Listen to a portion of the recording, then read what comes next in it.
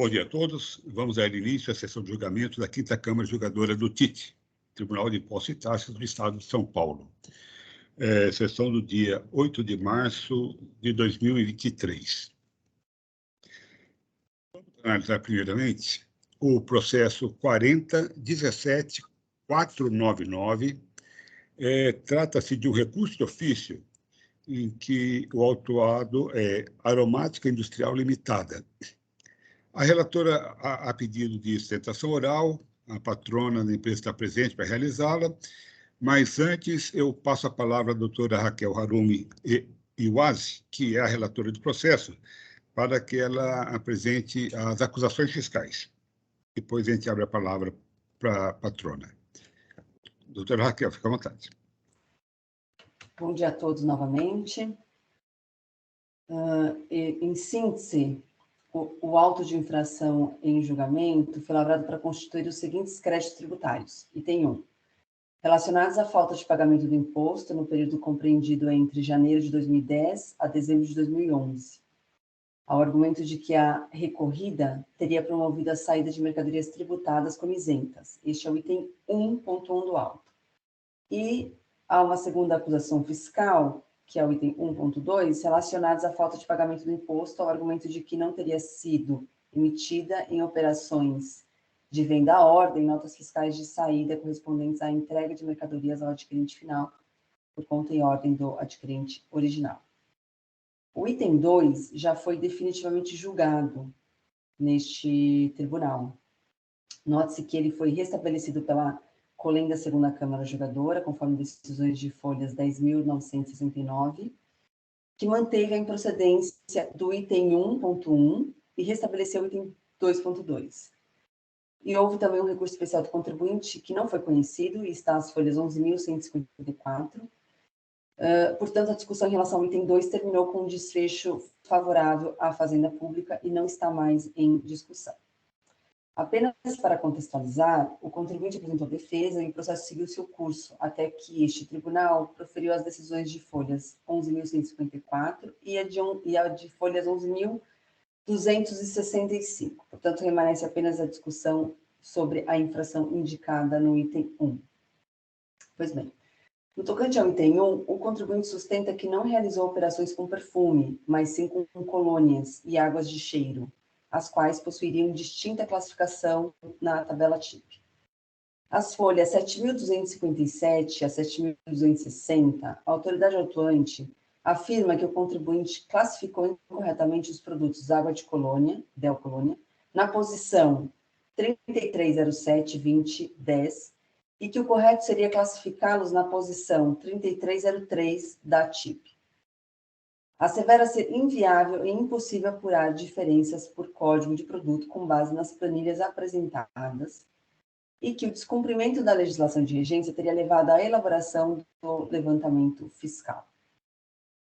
A douta DTJ acolheu a defesa do contribuinte e julgou improcedente o item 1 do auto, por entender que a desclassificação fiscal promovida pela autoridade autuante não constitui elemento de prova da infração apontada, na medida em que a referida desclassificação não está respaldada em pronunciamento oficial da Anvisa e da Receita Federal, que são os órgãos competentes para constatar com rigor técnico a adequada classificação fiscal dos desodorantes colônia. Por conta disso, a decisão recorrida foi desafiada por recurso de ofício.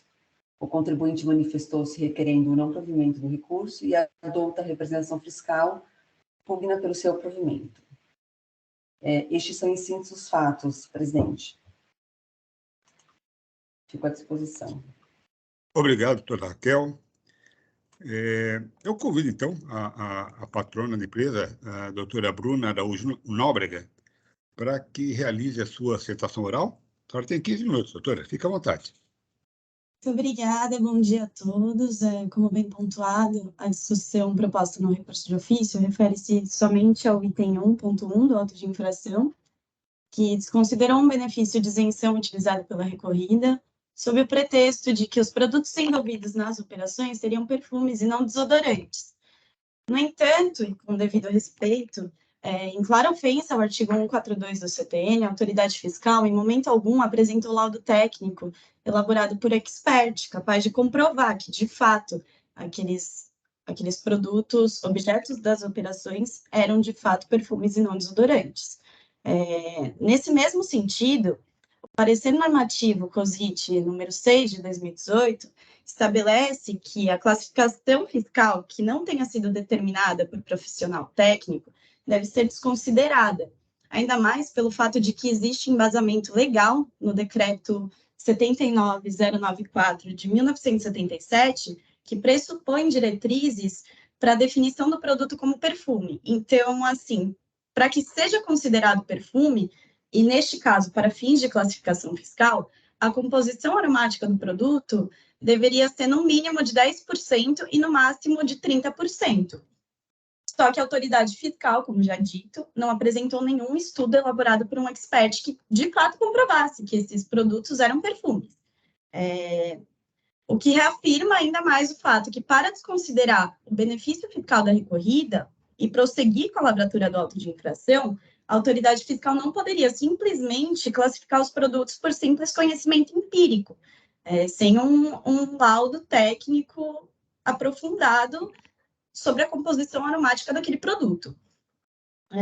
Muito embora esse argumento seja suficiente para manter a decisão que derrubou o item 1.1, logo no início do processo administrativo foi realizada a diligência e, nessa oportunidade, a recorrida acostou aos autos registros da Anvisa que comprovam que os produtos são desodorantes e, inclusive, esses registros não foram refutados em momento algum pela autoridade fiscal.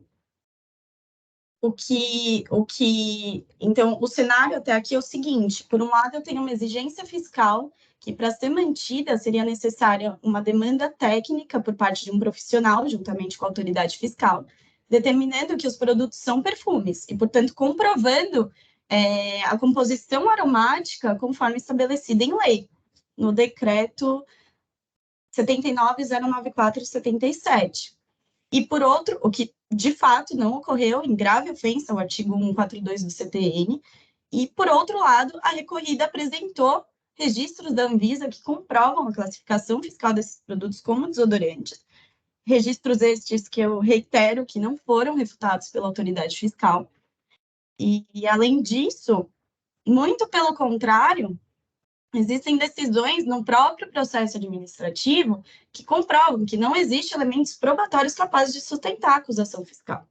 Então, por essa razão, claramente improcedente a acusação fiscal, baseada em conhecimentos empíricos, é presente para requerer que seja negado o provimento ao recurso de ofício e seja mantida a decisão proferida pela DTJ, que cancelou o item 1.1 do auto de infração. Muito obrigada.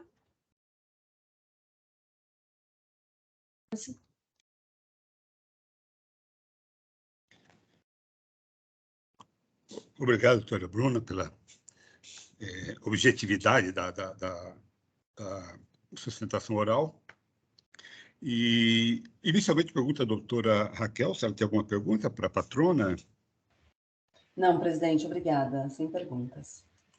E os demais membros da Câmara, representação fiscal, tem alguma pergunta para a doutora Bruna? Não, doutor.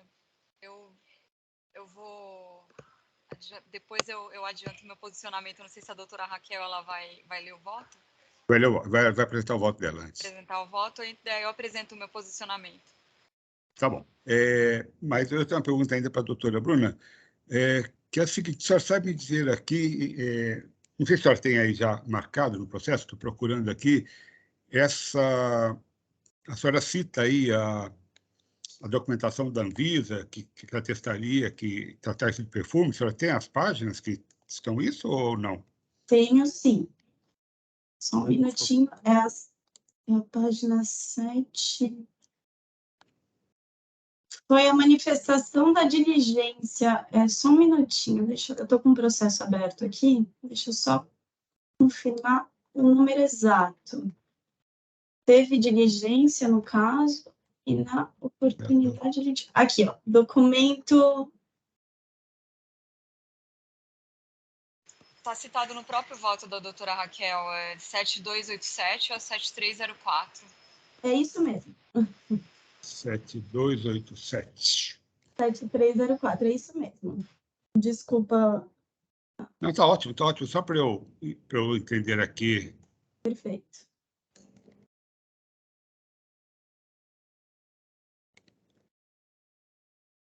Muito bem. Então, enquanto era só essa minha dúvida aqui, que eu vou dar uma olhada aqui.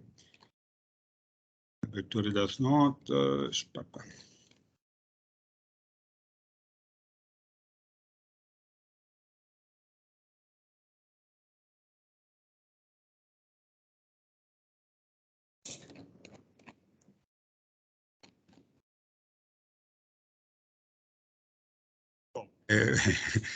Por favor, dona Maria Cláudia, a senhora citou aí qual que é? 72? 7287. 7287 a 7304. Tá, 7287. Muito bem, então, se não há outras perguntas, eu passo a palavra à doutora Raquel para que ela apresente seu voto e depois a gente abre a discussão e, eventualmente, se houver alguma dúvida, a gente pode aproveitar a presença da patrona também e perguntar para ela. Então, doutora Raquel, fica à vontade. Está sem som, doutora. Desculpe. O recurso atende aos requisitos legais de admissibilidade, por isso dele toma conhecimento. O ponto central da celeuma diz respeito ao alcance da norma de isenção prevista no artigo 5º do anexo 1 do regulamento, cujo caput diz o seguinte: saída de produto industrializado ou semi-elaborado de origem nacional para comercialização ou industrialização nas áreas de livre comércio de Macapá e Santana, no estado do Amapá, Bonfim, Boa Vista, no estado de Roraima, Guajará-Mirim, no estado de Rondônia, Tabatinga, no estado do Amazonas, e Cruzeiro do Sul e Basileia, com extensão para o município Epitaciolândia, no estado do Acre, exceto armas e munições, perfume, fumo, bebida alcoólica e automóvel de passageiros, nos termos do convênio 5792. Conforme bem pontuado pela decisão recorrida, para que o contribuinte seja beneficiado pela isenção prevista no artigo 5º do anexo 1, ele deve não apenas remeter as mercadorias aos locais autorizados para concessão do benefício, mas também obedecer à restrição contida na própria norma, ou seja, não poderá remeter para aquela região as seguintes mercadorias: açúcar de cana, armas e munições, perfume, fumo, bebida alcoólica e automóvel de passageiro. Conforme exaustivamente revisado pela recorrida, os produtos industrializados e comercializados, que são DEL-colônias, estão sujeitos a registro na Anvisa e controle pela autoridade sanitária competente, nos termos do artigo 26 e 27 da Lei 6.360, de 76, que dispõe o seguinte, artigo 26. Somente serão registrados como cosméticos produtos para higiene pessoal, perfumes e outros de natureza e finalidades semelhantes os produtos que se destinem a uso externo ou no ambiente consoante suas finalidades estética, protetora, higiênica ou odorífera, sem causar irritações à pele nem danos à saúde. Artigo 27. Além de sujeito às exigências regulamentares próprias, o registro dos cosméticos dos produtos destinados à higiene pessoal, dos perfumes e demais finalidade congênere, dependerá da satisfação das seguintes exigências. 1. Enquadrar-se na relação de substâncias declaradas inócua, elaborada pelo órgão competente do Ministério da Saúde, publicada no Diário Oficial da União, a qual conterá as especificações pertinentes a cada categoria, bem como às drogas, aos insumos e às matérias-primas, aos corantes, aos solventes e aos demais permitidos pela sua fabricação. Não se enquadrando na relação referida do inciso anterior, terem reconhecido a inocuidade das respectivas fórmulas em pareceres conclusivos emitidos por órgãos competentes de análise e técnica da saúde. Parágrafo único. A relação de substância a que se refere o inciso 1 deste artigo poderá ser alterada para a exclusão de substâncias que venham a ser julgadas nocivas à saúde ou para a inclusão de outras que venham a ser aprovadas. Com base nos registros dos produtos sob análise perante a Anvisa, que estão as folhas 7.237 a 7.304, conclui-se que todos se referem a desodorantes colônia, logo não se confundem tecnicamente com perfumes, e não estão contidos no rol de exceção para a fruição da isenção do CMS. Registre-se por oportuno que as folhas 11.226, o ilustríssimo senhor agente fiscal não refutou as informações constantes dos registros dos produtos na Anvisa, os de folha 7.287 a 7.304, tendo-se limitado a sustentar, sem amparo em prova técnica, que os desodorantes Colônia seriam perfumes em sentido lato sensu, o que foi corroborado pela douta representação fiscal às folhas 11.229 a 11.241. Em se tratando de classificação fiscal de cosméticos, a competência das autoridades fiscais não se sobrepõe ao posicionamento oficial da Anvisa, que é o órgão técnico competente para reconhecer a natureza do produto, cujo elemento técnico deve nortear a classificação fiscal. Portanto, ante a inexistência de prova técnica que ampare a acusação fiscal, reputo acertada a decisão recorrida, motivo pelo qual conheço do recurso de ofício e nego-lhe provimento. Este é meu voto, presidente. Fico aqui à disposição de todos. Muito obrigado, doutora Raquel. O processo em discussão. Doutora Maria Cláudia, a senhora queria... Sim, eu vou solicitar a vista do processo, só apresentando brevemente a minha posição. Parabenizo a doutora Raquel pelo voto, a patrona pela exposição aí de suas razões. Porém, ao sentido da representação fiscal e pela forma como o tribunal se posiciona, a Anvisa ela não tem competência em âmbito tributário para determinar a especificação de produto. Essa questão da nomenclatura ela é bastante debatida aqui, nós temos muitos casos aqui de classificação, porém eu vou apresentar 2 pontos aqui na vista, né, que eu pretendo fazer.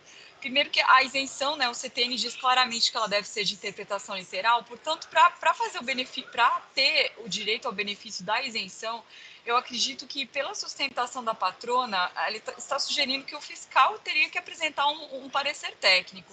Quando a legislação ela dá esse poder, essa competência para o fiscal e aí para os próprios órgãos competentes em âmbito tributário para exercer essa classificação. Não há que se falar em classificação da Anvisa num julgamento em âmbito tributário.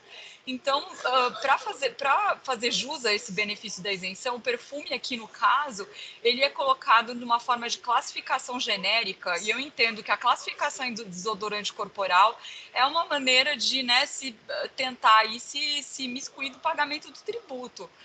Portanto, é isso que eu pretendo colocar na minha vista aí com a devida vênia ao posicionamento da doutora Raquel e também a exposição da patrona.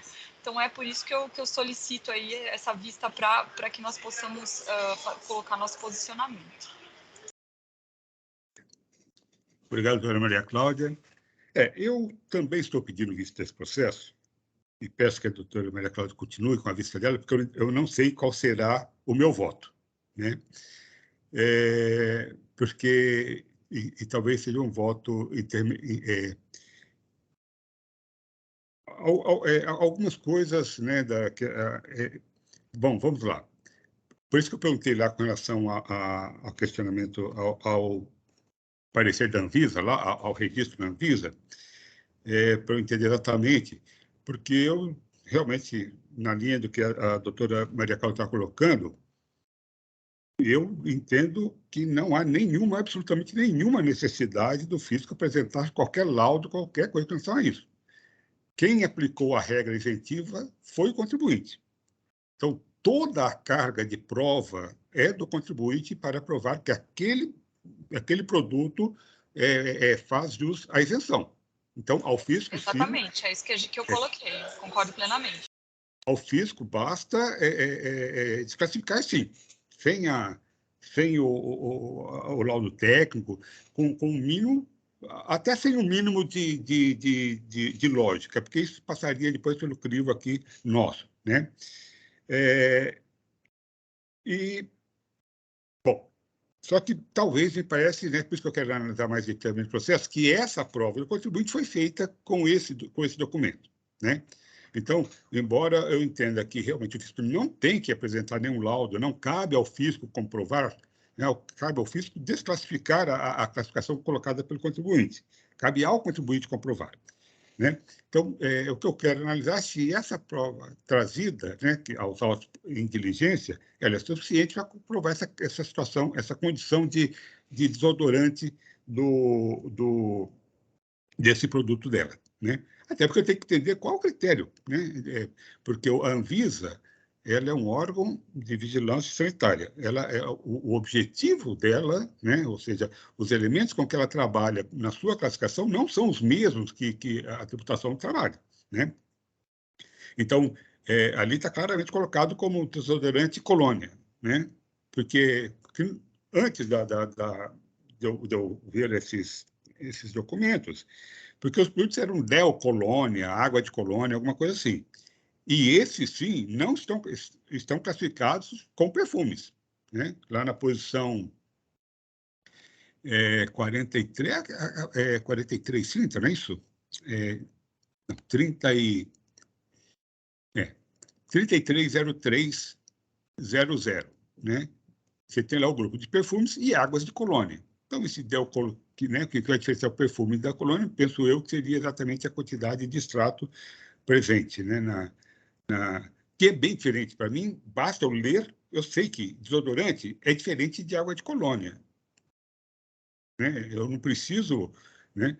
Agora, se lá na minúcia a Anvisa coloca, eu quero entender quais os critérios da Anvisa, se como é que eu coloco na classificação TIP aqueles produtos que ela chama de água de colônia, porque ela não está nem um pouco preocupada com a classificação fiscal. O problema dela é outra, a questão dela é outra, o objetivo dela é outra. Quem tem que fazer esse casamento entre essas classificações somos nós, né? Então, por isso que eu peço uma vista compartilhada com a apresentação, porque eu quero ver isso. Possivelmente eu vou entender como comprovada, como satisfeita a obrigação do contribuinte de comprovar a condição isentiva. E nesse ponto que eu então discordaria do voto da doutora Raquel, né? Porque ela fala sem nenhuma classificação, sem nenhum fundamento, tal. Não, esse fundamento não é necessário. Esse fundamento não cabe ao fisco, cabe ao contribuinte, né? Se fosse uma situação inversa em que o fisco, ou sei lá, uma outra situação qualquer, mas não, a regra isentiva está lá, claro, tem que ser perfume. Então, quem tem que comprovar a condição de não perfume é o contribuinte, né? Então, nesse ponto, eu diverjo da doutora Raquel, e por isso, qualquer que seja a minha decisão, será certamente, ainda que eu conclua também pelo improvimento do recurso ordinário, terei essa divergência com essa doutora Raquel, né? E aí também estarei divergente com relação à representação fiscal, né, que ela vai colocar. Então, por isso, acho que é bom a gente manter, né, as duas vistas compartilhadas. Processo ainda em discussão. Alguém mais gostaria de se manifestar? Presidente, primeiro fazer um registro aqui, né, pela data, que é uma data que precisa ser sempre exaltada, né? Praticamente se confunde com a sistematização do CTN, né? 1975, onde fez esse reconhecimento, o CTN vem aí de 66. Ao voto da doutora Raquel, parabenizando também a doutora Maria Cláudia, bem a patrona, 3 mulheres, né? Protagonistas aqui, nesse caso em análise, pelo Dia da Mulher. Eu tenho, sim, algumas considerações, já verificando tanto a argumentação do presidente como da representação fiscal, mas eu vou aguardar o retorno para poder ler o teor, né, do que venha de cada uma das partes, e na ocasião do processo inserido em pauta novamente, eu faço as considerações e, se for o caso, já trago, inclusive, alguma preferência, se assim achar pertinente, presidente. Está ótimo, Galdeiz, muito bem lembrado aí, né, pelo dia. Lamentavelmente, nem mesmo nesse dia, né, que a gente teria um empate numérico, né, entre as mulheres, mas ainda temos mais 2 advogados aqui, então que ainda, né, que ainda coloca uma maioria, lamentavelmente, uma maioria masculina aqui na Câmara. Mas, de qualquer maneira, sim, bem registrado, né, essa data, não sei se de parabéns, porque isso tem que ser tão natural, né, que eu parabenizar significa que eu estou dando né, ou de alguma maneira, né, com esse reconhecimento de que realmente não é necessário, né? Necessário esse registro, necessário essa manifestação, sim. Então, parabéns, sim, às mulheres nesse dia aí, né? Muito bem. Então, não havendo as manifestações, o processo, então, da Aromática Industrial Limitada, em que está sendo analisado o recurso de ofício, sai em vista conjunta para a representação fiscal e para mim. Agradeço mais uma vez a doutora Bruna pela presença, pela participação, reação de sustentação oral. E o processo volta, então, em pauta oportunamente. Ok, doutora? Obrigado. Obrigada. Bom dia a todos, muito obrigada. Bom dia. Bom dia. Bom dia.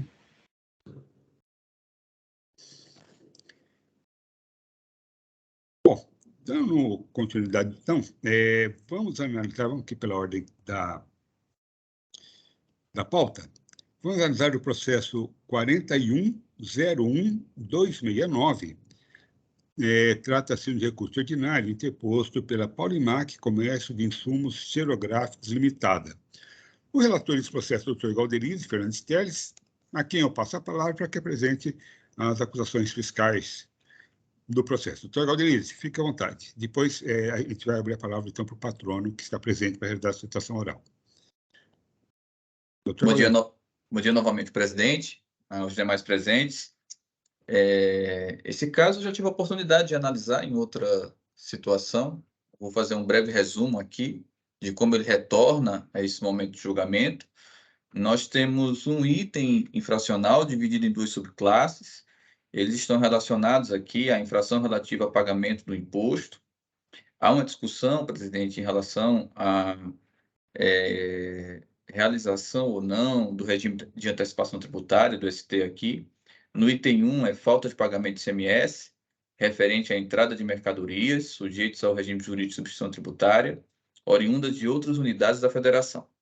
E no item 2, a falta de pagamento de ICMS, referente à escrituração do pagamento de ICMS-ST, oriunda de outras unidades da federação, diferença apurada entre o ICMS débito e o ICMS crédito, nos termos do artigo 277.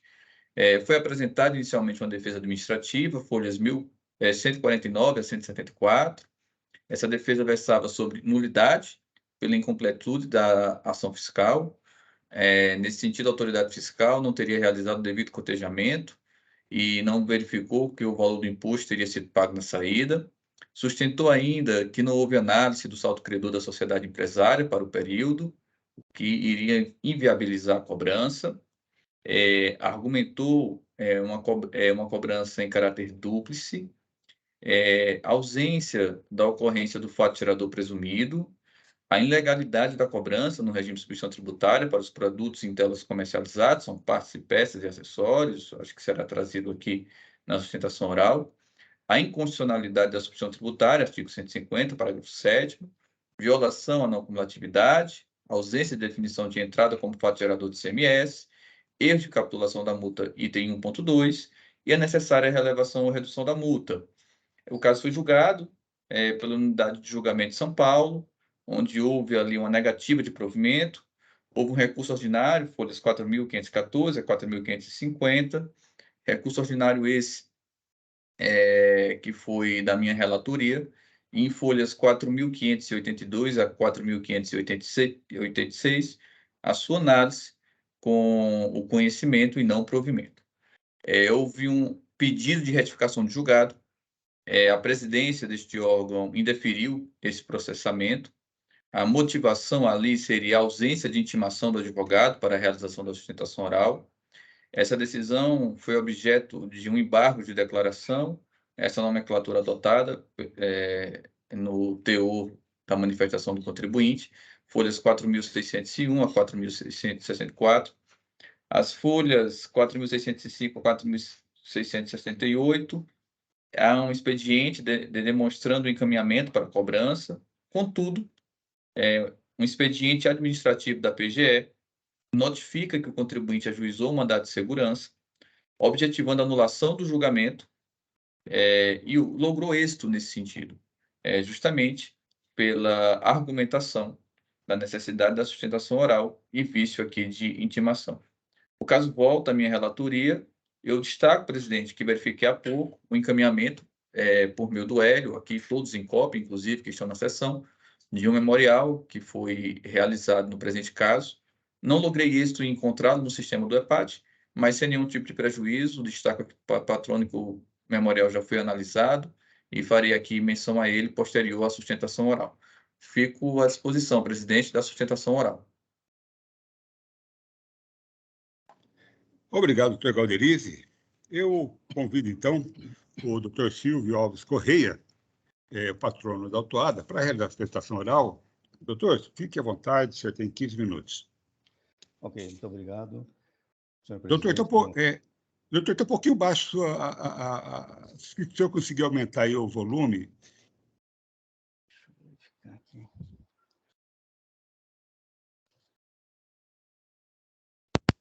Tentar sem microfone. Está melhor assim o som? Melhorou. Melhorou. Bom dia a todos, senhor presidente. Parabenizar as mulheres pelo Dia Internacional da Mulher. Doutor Galderize, relator desse processo, e a todos os demais presentes.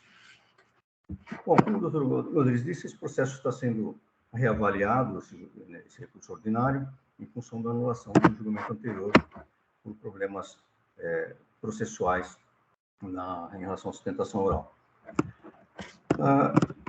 O contribuinte defende, no seu recurso, que os produtos por ela comercializados não estão sujeitos ao regime de substituição tributária, porque, na verdade, são partes e peças de impressoras, e não impressoras propriamente ditas. Essas partes e peças são, por exemplo, lâmina de limpeza, película fusora, rolo de pressão, transistor, bucha de rolo difusor, tintas, o toner, que às vezes são vendidos em garrafa ou em cartucho, conforme a situação, e que esses produtos não estão relacionados na Lei Estadual 6.374. Porque lá no seu artigo 8º, inciso 41, a lei estabelece apenas a possibilidade de substituição tributária para produtos eletrônicos, eletroeletrônicos e eletrodomésticos. Não faz nenhuma ressalva às partes e peças desses produtos. Ao contrário do que a própria lei fez em relação a automóveis, por exemplo. O automóvel, ele está no regime de substituição tributária e as suas partes e peças estão relacionadas separadamente na lei. Está uma autorização específica para partes e peças, assim como pneus, câmaras de ar e protetores de borracha. Então, é uma situação específica. O legislador, e o artigo 66F da Lei 6.374, ele proíbe o regulamento de estender a abrangência do regime de substituição tributária àquilo que não está previsto na própria lei. E o regulamento atribuiu ao regime as partes e peças também das impressoras, o que, no nosso modo de ver, não seria adequado. Ele estaria extrapolando ao que autorizado pelo legislador. No mínimo, essas partes e peças teriam que ser produtos individualmente, separadamente, deveriam ser também produtos eletrônicos, eletroeletrônicos ou eletrodomésticos, e não são. Não se enquadram nesses conceitos. Então, portanto, no nosso modo de entender, não seria possível enquadrar no regime de substituição tributária. Um outro ponto que colocamos é que a aquisição de mercadoria de outro estado, a entrada da mercadoria, a legislação atribui ao contribuinte de São Paulo recolhimento no ato da entrada. A antecipação é uma antecipação do imposto devido na saída. Não há um fato gerador específico, um fato gerador novo, entrada da mercadoria no território do Estado de São Paulo, que não seja lá energia elétrica, enfim, esse petróleo, algumas exceções. Neste caso, não há um fato gerador específico. Então, o que nós estamos tratando aqui é de uma antecipação do fato gerador futuro, saída. A venda do contribuinte seria realizada posteriormente. Então, o regulamento antecipa esse pagamento para o momento da entrada, tanto da operação própria como da operação de substituição tributária e suas vendas também posteriores. Tanto um como o outro é antecipado para o momento da entrada.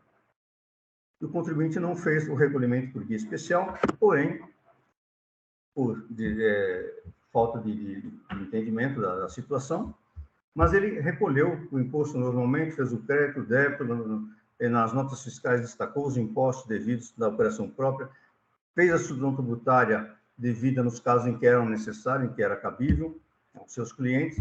Ou seja, ele fez todo o procedimento, recolheu o imposto próprio, recolheu o ST, porém, no momento da saída, e não no momento da entrada. E o fiscal, o que ele fez? Ele autuou todo o imposto, novamente, ele cobra novamente todo o imposto no ato da entrada, e o imposto já foi recolhido lá na frente. Ele não desconta o que foi recolhido pelo contribuinte, por ocasião da sua venda. Ele pega o valor da entrada, aplica a margem de valor agregado, e as alíquotas correspondentes, e tributa novamente em duas partes, uma cobrando o imposto da operação própria e outra cobrando o imposto da ST. Porém, não deduz aquilo que foi recolhido posteriormente pelo contribuinte. E isso, ao nosso ver, contraria o expresso parágrafo 3º do artigo 150 do Código Tributário Nacional, que diz que os atos a que se refere ao parágrafo anterior serão, porém, considerados na apuração do saldo porventura devido, e, sendo o caso, na imposição da penalidade e de sua graduação. Então, o Código Tributário, de uma forma coerente, justa, ele diz que o pagamento realizado anterior pelo contribuinte deve ser, ou posterior, deve ser considerado, descontado na apuração do saldo posteriormente devido. O que não fez o fiscal, ele cobrou novamente a integralidade do imposto da operação própria e a integralidade do imposto ST, e aplicou as multas cabíveis aí no caso. No primeiro item, ele aplicou a multa por falta de recolhimento por guia especial, que é um específico, e no segundo caso ele aplicou uma multa genérica que não, por falta de previsão específica da penalidade. O que nós entendemos também irregular, porque a infração é uma só. Ele deixou de recolher os dois itens por guia especial. Os dois seriam por guia especial. Então, a capitulação está prevista lá. Para o segundo item também, recolhimento por guia especial. Então, tanto a operação própria como a parte da ST deveriam ser recolhidos por guia especial. Portanto, tem uma penalidade específica na legislação que ele deveria aplicar. Ele aplicou a multa de 100%, quando então, na realidade, seria de 50% para esse segundo item. E o fato de recolher por guia especial, como foi dito, como ele não caracteriza um fato legislador específico, ele não pode ser, embora tenha uma penalidade específica, não pode ser tratado fora do conjunto da apuração do imposto do contribuinte.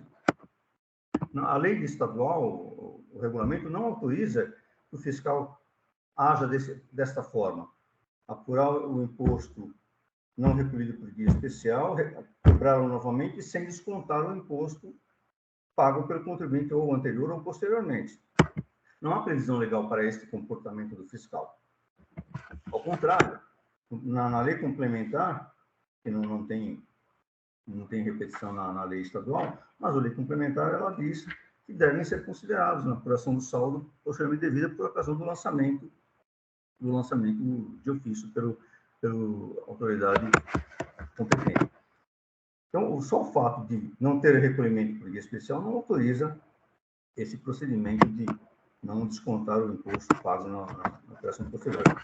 E esse imposto recolhido foi amplamente demonstrado no processo, foram carregadas notas fiscais com os destaques dos impostos, da operação própria, do ST, apresentados relatórios de todas as vendas realizadas no período, em que tem lá os destaques do imposto próprio do ST, livro de saídas com os débitos lançados, livro de apuração com o cotejo entre entrada, saída, regularmente realizado, e as GARES de pagamento do saldo devedor apurado.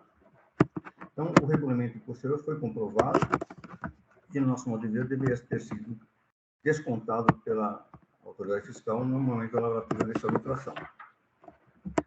O contribuinte, inclusive, após essa alteração, ele procedeu a uma apuração específica, um levantamento de todos os produtos que foram autuados naquele período de 2015, 2016, 2017, Ele fez um levantamento específico de todas as entradas, todas as saídas, e constatou que ele recolheu a maior, inclusive, em todos esses períodos, em todas essas operações.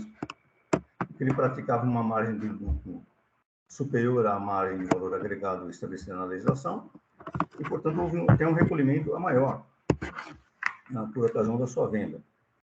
Ele recolheu a maior, o equivalente a R$ 2.244.000, quanto está sendo cobrado de imposto nessa operação, algo em torno de R$1.228.000.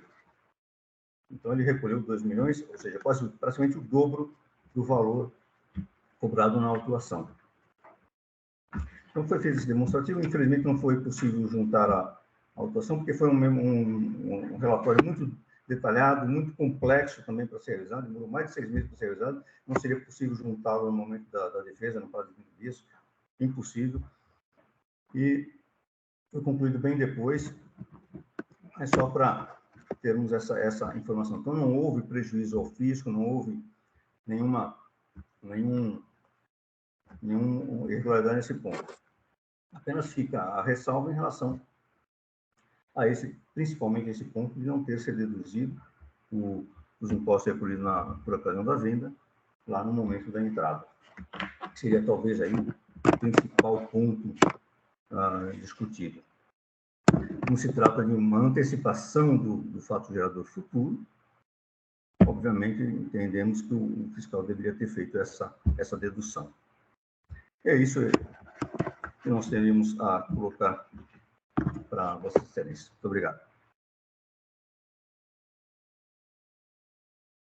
Muito obrigado, doutor. Eu passo, então, a pergunta, inicialmente, ao doutor Galderize, se ele tem alguma pergunta para o patrono. Da minha parte, não, presidente. Alguma pergunta? Demais membros da Câmara? Representação? Nenhuma? Muito bem, então eu passo a palavra. Vou aguardar o voto. Obrigada. Eu passo a palavra ao doutor Galderize, para que ele apresente o seu voto, e depois a gente abre o debate. Obrigado, presidente. Agradeço aqui a sustentação oral, em que pese ter ido em itens nucleares, eu vou fazer aqui as considerações de tudo que foi objeto de termo de defesa apresentado aqui no recurso ordinário. O recurso ordinário ele é uma reiteração das razões da impugnação, mais um elemento aqui de nulidade da decisão recorrida. Então, o primeiro ponto do voto é uma preliminar de nulidade da decisão recorrida, em virtude de não enfrentamento de razões trazidas aqui pelo contribuinte.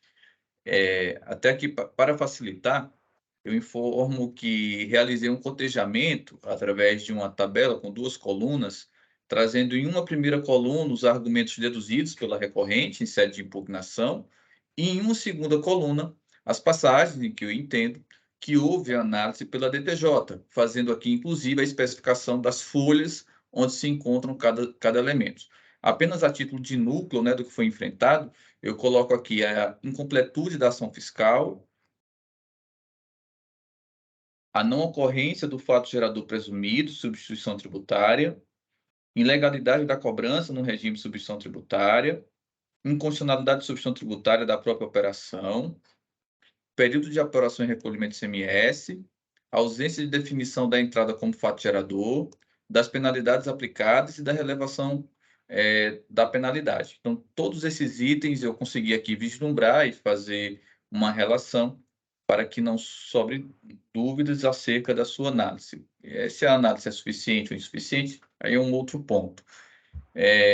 Portanto, em relação a esse item, eu conheço da preliminar, mas nego o provimento.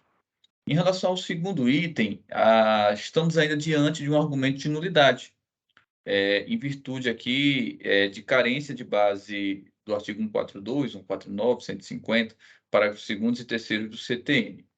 Aqui eu coloco algumas ponderações, né? Eu trago a dicção do artigo 313, C19, que é do nosso regulamento, onde há ali de maneira hialina a exigência do pagamento antecipado em relação às mercadorias elencadas pelo lançamento fiscal possuírem um NCM específico, dentro da previsão do parágrafo 1º. E eu coloco aqui quais são, inclusive, os itens de NCMs elencados. Nesse sentido, eu deixo claro que o recolhimento do imposto deve ocorrer no momento da entrada das mercadorias em território paulista, tanto do ICMS-ST quanto do ICMS próprio, ambos por meio de guias de recolhimento especial. Então, nesse sentido, a base de fundamentação do auto de infração foi esse núcleo normativo. Me parece que ele é suficiente aqui para essa caracterização, mas eu ainda avanço. Verifico ainda a dicção do artigo 426-A, inciso 2 do nosso RICMES, e faço aqui uma menção a ele.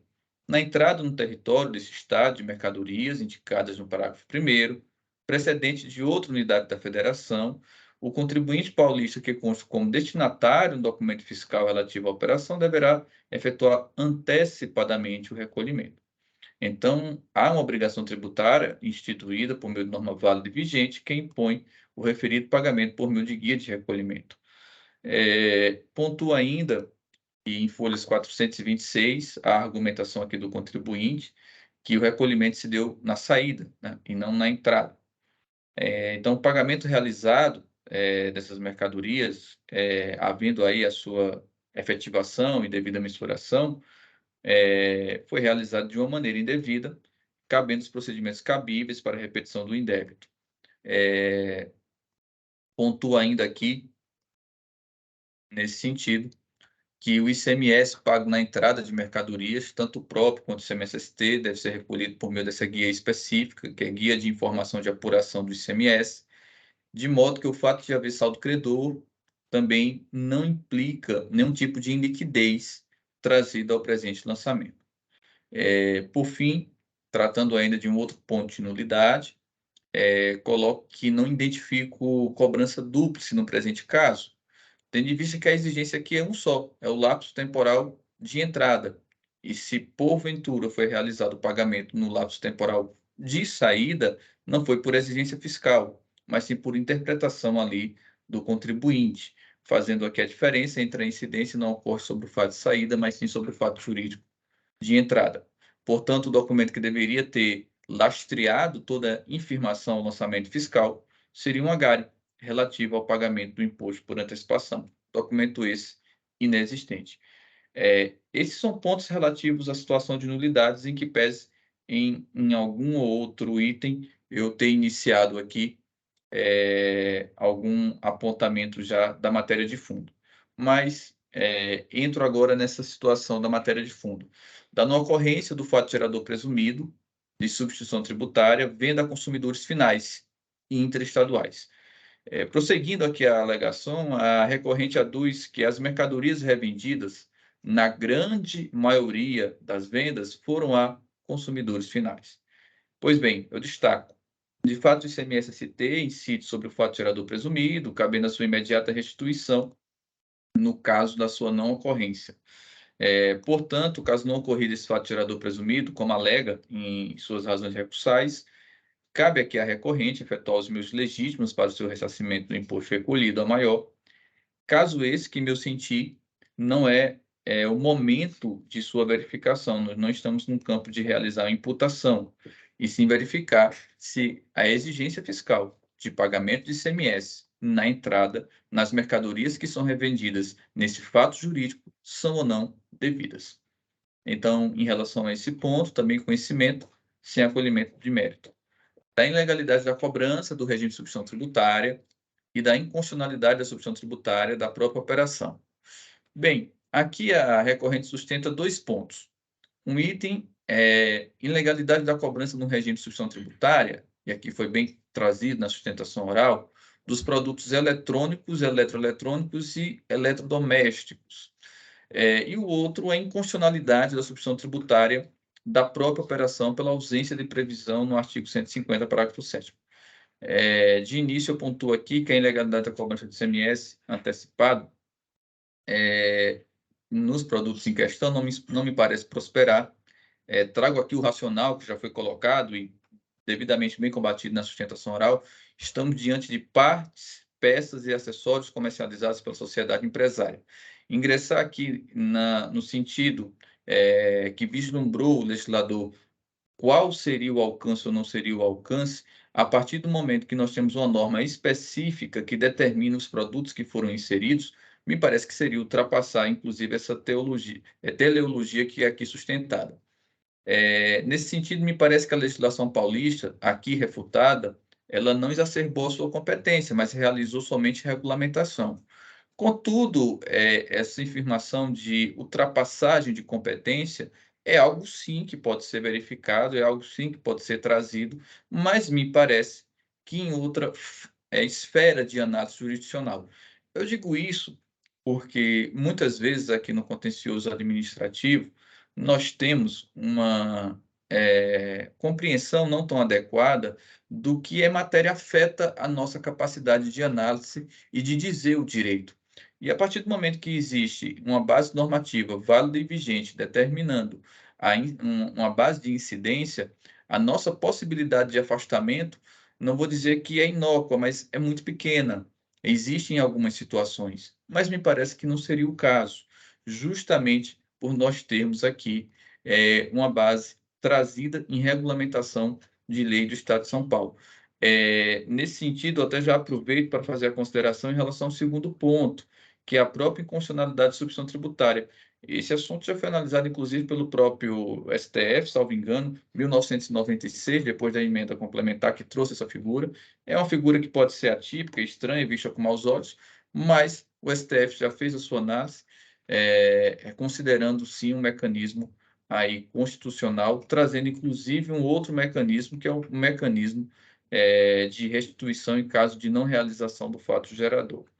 E também esse mecanismo já tem aqui um procedimento na nossa legislação, a Portaria CAT 42 de 2018, a mais recente, que eu tenho conhecimento, de sua verificação. Portanto, em relação a esses dois itens, conheço com a negativa de provimento. Um outro ponto ainda trazido aqui pelo recorrente, violação à não cumulatividade e a hierarquia das leis. Esse ponto ele é, para mim, decorrente, inclusive, dos anteriores que foram aqui trazidos. Eu reitero aqui que nós temos uma dicção do artigo 426A do RICMES, que determina esse pagamento de forma antecipada, e que o argumento da recorrente nesse sentido seria em relação à refutação da norma de compensação, mas eu pontuo que o lançamento fiscal em nenhum momento ele traz como núcleo a norma de compensação, ele traz a norma de incidência. São duas normas diferentes e me parece que há sim um espaço na seara administrativa para verificação de posterior pagamento indevido que tenha sido realizado. Outro ponto ainda trazido, da ausência de definição da entrada da mercadoria como fato gerador. Previsão expressa do artigo 2º, parágrafo 3º da Lei 6.374, aplicação de norma válida e vigente. Elucido. Sustenta aqui a recorrente que a definição da entrada da mercadoria como fato gerador do ICMS de São Paulo para hipótese de aquisição de mercadorias para revenda de unidade de outra federação não seria aplicado ao caso. Em que pese aqui a alegação da recorrente, eu coloco que tem uma previsão aqui normativa, artigo 2º, parágrafo 3º, A da Lei 6.374, com aplicação válida e vigente à época do fato gerador aqui verificado, que determina em sentido diametralmente oposto. Então, tal artigo de lei trata justamente do lapso temporal e do momento de exigência para incidência tributária, trazendo como momento ali eleito a entrada em território paulista e não a saída em território paulista. Eventual questionamento acerca da pertinência ou não desse enunciado, com a própria sistemática, como foi trazido aqui na sustentação oral, em meu sentir, é algo que pode ser realizado, mas com a dicção do nosso artigo 28, que nos impossibilita de afastamento de normas válidas e vigentes, exceto em casos excepcionalíssimos, não seria aqui a seara também de acolhimento desse pedido. Há ainda um outro ponto, que é em relação à capitulação da multa que foi aplicada, com a mudança aqui de alínea. Eu faço aqui um comparativo da linha que foi inserida pela autoridade administrativa com a linha que foi pleiteada pela recorrente eu faço um destaque que essa linha que foi pleiteada pela recorrente traz como elementos ali materiais prestação tributada como não tributada ou isenta, erro na aplicação de alíquota, na determinação de base de cálculo, erro na apuração do valor do imposto. Não me parece aqui que é o caso.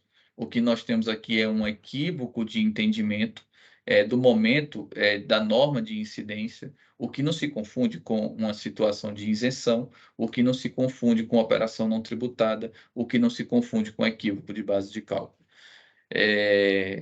Nesse ponto também conheço da alegação, mas sem acolhimento do mérito. Há ainda aqui um outro ponto, que é a relevação da multa, aplicação do artigo 537-A. Nesse ponto fui muito cirúrgico, colocando que tanto os dois subitens, né, são oriundos de um item que tem ali a falta de pagamento de tributo e, portanto, é matéria impeditiva até de análise e avanço para aplicação e da verificação dos elementos de dosimetria do 537-A. Portanto, também não faço acolhimento. Presidente, eu registro, em que pese eu não tenha identificado, em defesa ou em recurso ordinário, ponto específico sobre a nova redação da súmula 10, no voto que está salvo, eu já faço uma menção, mas eu acredito que seja mais adequado aguardar a manifestação fiscal nesse sentido, se pronunciar, para eventualmente aqui eu trazer uma consideração final a esse ponto. Nesse sentido, desses pontos que foram trazidos, o dispositivo seria pelo conhecimento e não provimento. Contudo, há aqui um registro do voto, já trazendo a situação da súmula 10, tendo aqui o entendimento que a manifestação fiscal irá traçar algum tipo de racional, e aqui muda o dispositivo. Então, acredito que seria mais pertinente aguardar eventual comentário da representação fiscal. Mas, presidente, de uma maneira sucinta, nesses termos que o voto será registrado, fico aqui à disposição da Câmara. Certo, muito obrigado, senhor Galderize. Sim, de fato, a representação fiscal se manifesta com relação... Sim, eu vou colocar uma manifestação que a gente pede pela aplicação da nova redação da súmula, né, pela nova interpretação que o TIT dá à súmula, e para aplicação da taxa Selic, né, como é de direito aí do contribuinte. Okay? Então, vou pedir essa manifestação.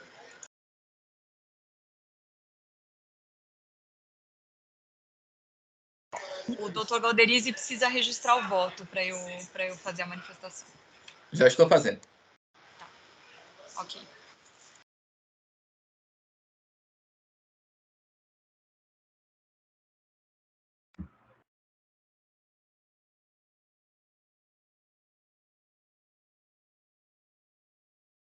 Voto registrado.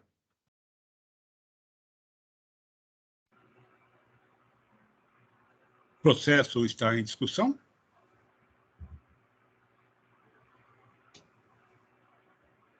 Peço só que abra aqui para só colar aqui a manifestação.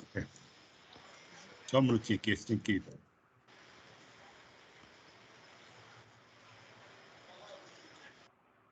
Muito bem, desculpe, doutora Maria Cláudia, já está colocado aqui.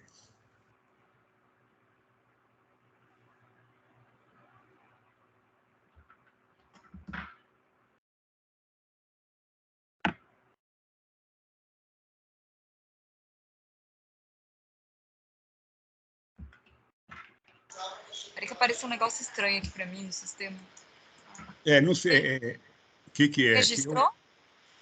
Deixa eu olhar aqui, que na verdade eu acabei saindo do sistema de ver que foi por isso que deu algum problema.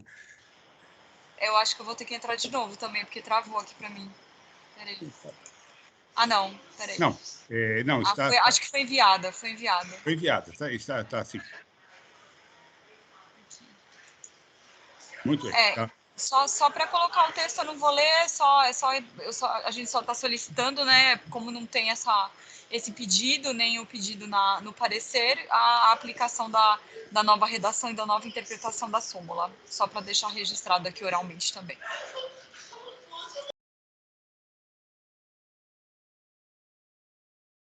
Tá certo. Obrigado, doutora Maria Cláudia. O processo tem discussão? Presidente, só para esclarecer que até em virtude da manifestação da repressão fiscal, no voto está registrado parcial provimento ao recurso para aplicação da nova súmula 10. Certo.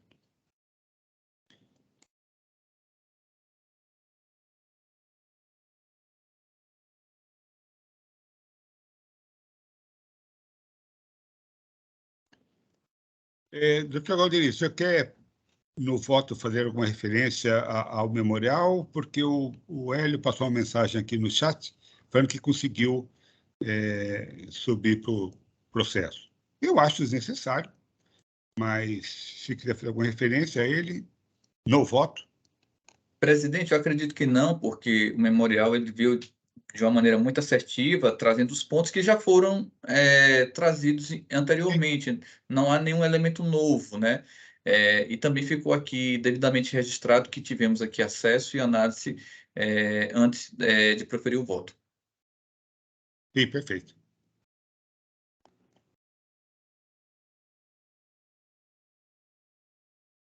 Tendo manifestações, eu peço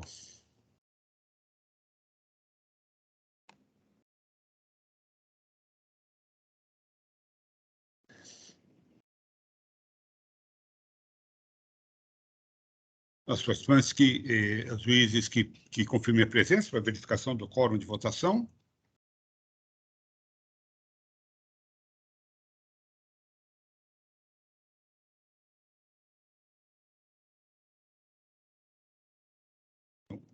Em votação.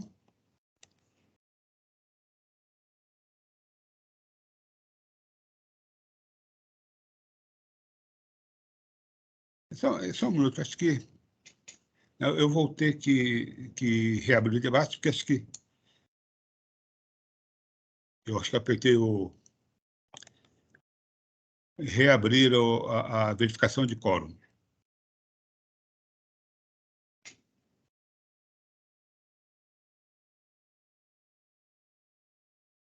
Muito bem, agora sim. Em votação.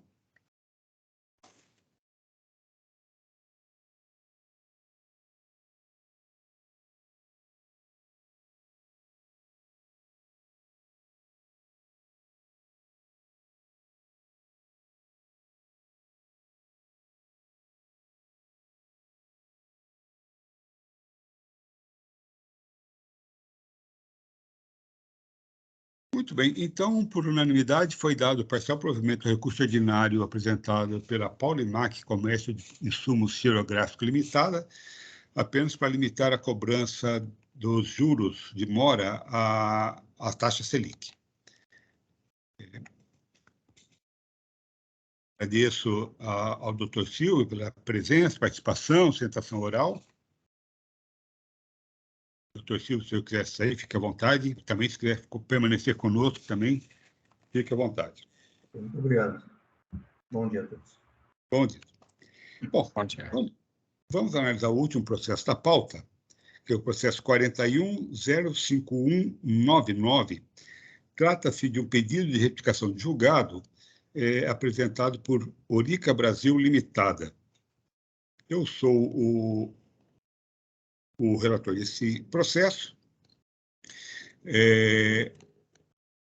O patrono da autuada está presente para realizar a sustentação oral, mas antes eu vou apenas fazer um breve relatório do que está em julgamento. Na verdade, esse auto de infração ele tem diversas acusações fiscais, né? Foi avaliado, o recurso misto, né, foi avaliado foi analisado e julgado pela extinta 12ª Câmara Julgadora, e dessa decisão, a Fazenda e o contribuinte entraram com recurso especial e o contribuinte entrou também com um pedido de retificação de julgado, alegando aqui 3 erros de fato nessa decisão. Então, e esses 3 erros, de fato, dizem respeito a 4 itens alegados, né, a respeito a 4 itens do AIM, né, os itens 2, 4, 6 e 7. Com relação... aí, quando eu for apresentar o voto, eu vou falar a respeito de cada um desses itens, mas aqui, quais são, né, as acusações fiscais relativas a esses itens. Mas para efeito aqui, para apresentação oral, acho que esse é o relatório suficiente, e eu convido, então, o Dr. Rodrigo Taraia de Zepp, patrono da autuada, para realizar a sustentação oral. Muito bem. Olha aqui. Doutor Rodrigo, fique à vontade, o senhor tem 15 minutos. Perfeito. Inicialmente, desejo um bom dia a todos, parabenizar também as mulheres presentes pelo Dia Internacional da Mulher, sempre importante essa parabenização. Cumprimentar também o Dr. Samuel, os demais integrantes aqui dessa Câmara, e todos que acompanham também a transmissão do YouTube. Aqui, como o Dr. Samuel bem disse logo no início da sua fala, a gente tem na origem um auto de infração com 14 itens infracionais, né?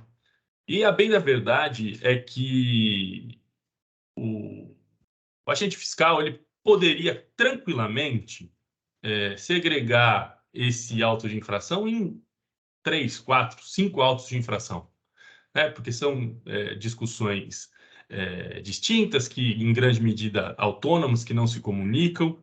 E por que eu estou dando esse contexto aqui? Porque o julgamento do recurso ordinário foi um julgamento bastante complicado, até do ponto de vista operacional, tá? Eu mesmo tive que fazer sustentação oral de vários itens infracionais, com início de raciocínio para cada um deles. Há uma dificuldade também de apreciação dessas matérias pela própria relatoria, à época, justamente porque a gente tem aqui um volume muito grande de discussões concentradas no mesmo auto de infração. Tá? Acho que esse é o panorama que eu queria passar. E a nossa percepção é que essa questão ela contribuiu para que houvesse ali o cometimento de alguns erros de fato no julgamento do recurso ordinário, tá? Por parte da antiga relatoria, que era da 12ª Câmara Julgadora. Erros esses que foram aqui pontuados na nossa retificação de julgado admitida pela presidência do TIT, né? Aqui, existem de fato, como o doutor Samuel mencionou, 4 itens relacionados e 3 erros, né? Que são apontados pela companhia aqui, da qual eu represento. Mas eu vou focar no último deles. Os 2 primeiros eu vou passar, até por uma questão de ordem de grandeza e importância. Eu vou passar mais rapidamente e me reporto aqui, reiterando as manifestações, o próprio conteúdo da retificação de julgado. O primeiro deles é com relação ao item 4 do auto de infração, em que há uma acusação aqui de ausência de destaque de ICMS em nota fiscal, né? Esse item 4, curiosamente, inclusive, ele havia sido cancelado pela relatoria quando da prolação do voto original na 12ª Câmara, né? E depois, induzido a erro por uma manifestação fiscal, se reviu o posicionamento com relação a esse item 4. E o que acontece? Nesse item 4 aqui, a gente está falando de 3 notas fiscais em que não houve o destaque, o valor é bem baixo, não houve o destaque de ICMS, e não houve por quê? Não houve porque era uma operação que tem ali a figura do armazém geral na operação, né? Então, num primeiro momento, a Orica, que é localizada aqui em São Paulo, fez a remessa de alguns produtos, seu estoque, para o armazém geral, com destaque do imposto, porque esse armazém geral é localizado no Rio de Janeiro. E a partir daí, se seguiram a emissão de notas fiscais com retorno simbólico para a destinação do produto ao cliente da Orica, né? E a nota questionada é justamente a nota em que a Orica emite contra o seu cliente, em que não há destaque do imposto, mas não há destaque do imposto porque já houve uma prévia um prévio débito quando da remessa para o armazém geral, isso em atendimento ao artigo 10 do regulamento, que trata as operações com armazém geral. E tinha se compreendido no primeiro momento que, de fato, esse item fracional ele não deveria prevalecer. E aí a manifestação fiscal ela veio no seguinte sentido: olha, não há como se comprovar a regularidade da operação, porque os valores destacados de ICMS na nota de envio para o armazém geral e depois ao efetivo adquirente, eles não estão alinhados, os valores destacados de imposto. Isso trouxe uma confusão para a discussão na Câmara e se entendeu que não haveria o cumprimento estrito ali das disposições do artigo 10 do regulamento, que trata ali as operações de armazém geral. E o que a gente pontua aqui é simplesmente que, quando a Orica faz a remessa para os armazéns gerais, é uma quantidade grande de mercadoria, né? Então, o destaque que ele é efetivado de acordo com essa quantidade que foi encaminhada ao armazém geral. E as saídas do armazém geral para os adquirentes, para os clientes da Orica, nessas operações subsequentes, em que há também uma movimentação de nota fiscal, elas não necessariamente representam o mesmo volume de produtos. São saídas segregadas. E aí é por conta desse fato específico que não há correspondência entre o destaque do imposto que foi efetuado na Orica na saída e depois nas operações subsequentes. É essa a questão que a gente alega, né? O erro de fato está em desconsiderar a questão com relação à quantidade das mercadorias que são transacionadas posteriormente e que são encaminhadas fisicamente pelo armazém geral por conta e ordem da Orica, né? Esse é o primeiro erro de fato que a gente menciona, que está relacionado ao item 4. Tem o segundo, que é com relação à transferência de mercadorias entre estabelecimentos da mesma pessoa jurídica, um tema que já é bastante conhecido de todos. Aqui a gente tem 2 itens infracionais relacionados a esse tema, e basicamente a decisão rescindendo aqui, retificando, ela consigna que não há como se afastar a cobrança, porque não há decisão do STF declarando a inconstitucionalidade dessa exação, né? Então, a gente, na época, sinalizou a existência de decisão em sede de repercussão geral, tema 1099, e até após a própria retificação de julgado, foi apreciada a questão em ação declaratória de constitucionalidade, com efeito erga omnes, na DC 49, em que se fixou ali a inconstitucionalidade da expressão entre empresas de mesma titularidade, né? Então, há aqui, o que a gente aponta aqui é justamente a ausência do fato jurídico tributário nessas transferências, ausência essa reconhecida por decisão do Supremo,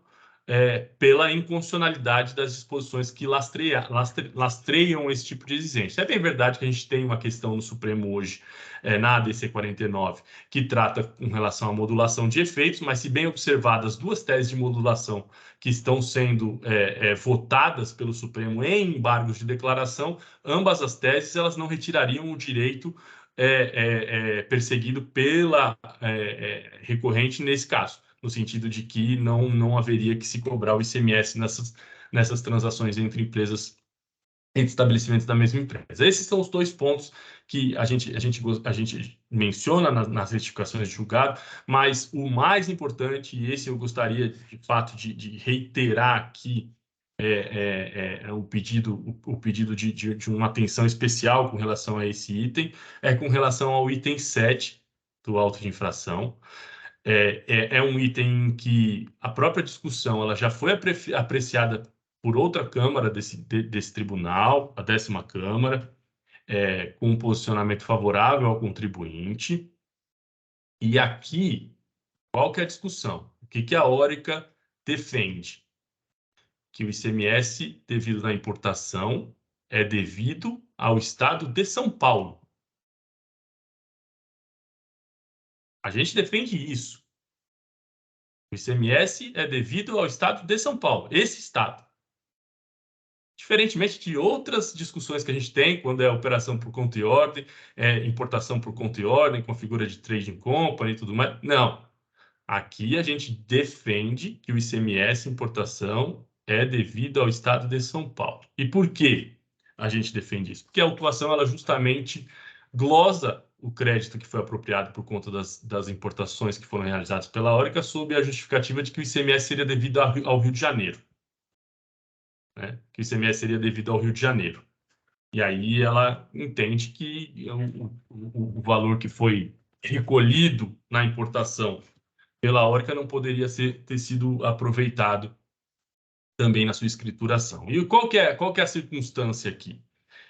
O erro de fato, o que acontece na operação, e depois eu vou explicar detidamente aqui o que a gente entende como erro de fato passível de retificação de julgado. A Orica é uma empresa que é uma indústria de produtos químicos, né, que no seu portfólio tem também materiais explosivos amplamente controlados, e ela tem a sua matriz e uma filial importante, uma filial indústria importante localizada em Lorena, no interior de São Paulo. Lorena, no caminho do Rio de Janeiro, ali, pouco mais da metade do caminho para o Rio de Janeiro. E por uma questão operacional e logística, a Orica, conta própria,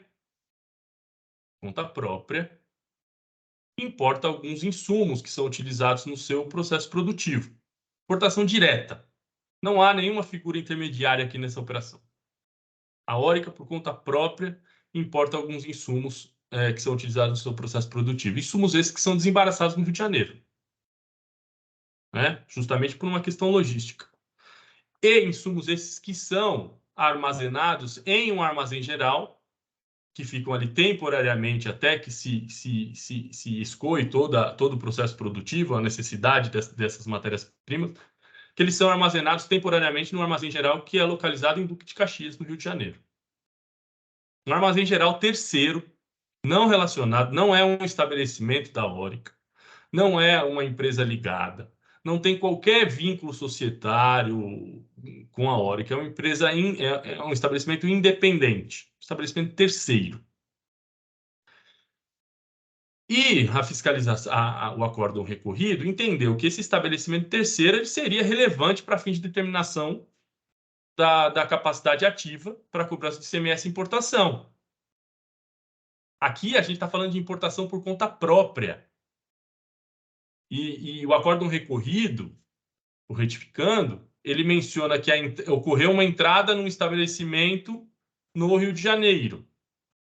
E, inclusive, para justificar o seu entendimento, ele cita 2 precedentes. O que foi proferido no AI 3148.213.2, isso tem no próprio voto, né? E no 3.1.565.15.2 da 13ª Câmara. E aí o curioso é que se a gente for identificar ali, entender que estava sendo discutido nesses precedentes, que foram utilizados como pretexto para embasar o seu posicionamento, há ali uma discussão de importação por conta e ordem, com a utilização de trading company. Né? O que evidencia que a premissa basilar aqui da discussão ela não foi compreendida pela relatoria na 12ª Câmara. E aqui o que a gente cogita é que eventualmente não foi compreendida, dado o volume de itens inflacionais que eram precisos, que foram analisados no mesmo momento, com a necessidade de ampla justificação. Como eu disse, a gente podia ter um auto de infração aqui que ele facilmente geraria 4 autos de infração. E a resolução desse item infracional, que enquanto pôde ser amplamente discutido num precedente da 10ª Câmara da própria Orica, ele foi resumido em 2 parágrafos, sem a identificação concreta da operação e utilizando esse precedente de trading company. Aqui é a importação direta. Tema 520 de repercussão geral. Destinatário jurídico, destinatário legal é a Orica.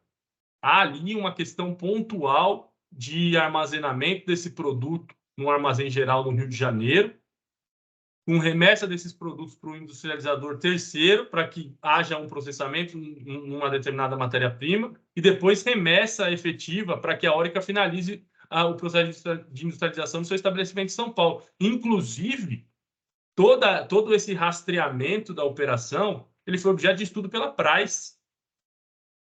E há aqui, no próprios autos, na impugnação, esse estudo em que há uma vinculação de nota por nota. Nota de importação, nota de remessa para o armazém geral, nota para o industrializador por encomenda, retorno para o armazém geral e retorno para a Orica. Na verdade, retorno para a Orica e remessa para a Orica para que ela continuasse o processo produtivo. Orica, importadora direta das mercadorias e localizada em São Paulo.